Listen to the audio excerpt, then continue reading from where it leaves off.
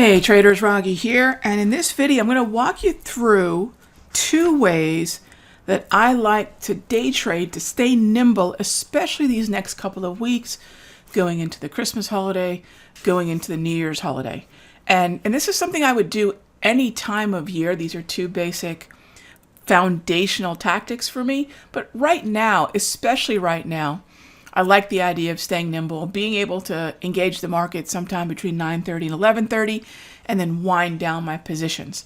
Now, let's also keep in mind that I'll talk about it in an upcoming video that as of the 24th, we will have the Santa rally tendency kicking in.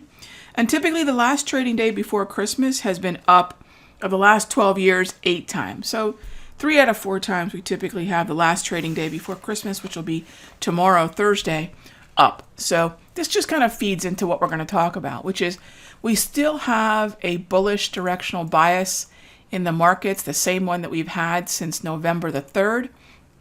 And so every morning I'm not looking to short the markets, and I haven't at all since November, because bullish bias means we remain one-way traders. I think that's a very powerful way to adapt to bullish directional markets. Don't look for shorts. It's the lower probability side. All right. ES did not trigger anything this morning. Neither did NQ, but the RTY and the YM did. I love that. I love when small cap and large cap move together. Little play for value, different types, but similar mindset. Notice that we had what's known as a breach. This is a tool that I give members. It's a simple thing. You can do this on your own. Mark the high and low of the first 30 minutes of the morning. And if we take out that high, the market has essentially tipped its hand. Well, the market tipped its hand around 13 minutes after 10, gave us what I call a retreat, which is really a retracement of the clearing range.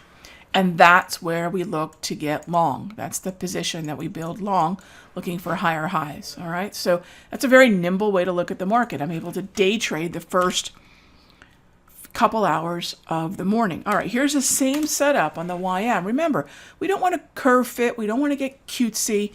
We don't want to have one type of approach for one market and one completely different type of approach for another. The more universal and robust we can be, the better off we're going to be. So once again, here's our breach. Once again, here's our retreat.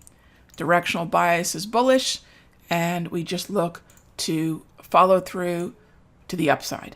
And that's the way I'm going to continue to look at the markets for tomorrow and going into next week. Now, another thing that I'll consider, and we'll talk about it more in the premium video, is how can I look at relative performance over the last month and over the last quarter and start thinking about how I can position myself going into next week and into 2021. This includes futures contracts. These includes stocks and ETFs as well. So we'll talk about that and more in the premium video. But think about staying nimble. And the two ways that I like to do it.